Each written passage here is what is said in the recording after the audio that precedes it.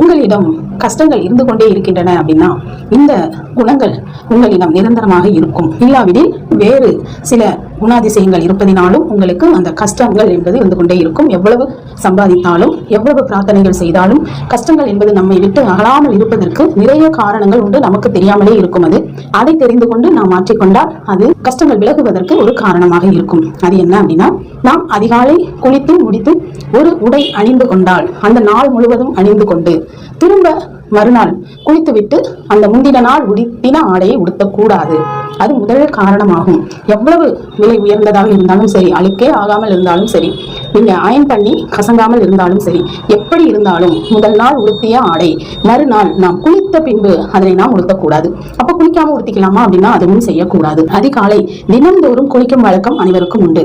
அப்படி இருக்கும் பொழுது நாம் குளித்து விட்டு வேறு ஆடை தான் உடுத்த வேண்டும். இதனால கூட சில பேருக்கு கஷ்டம்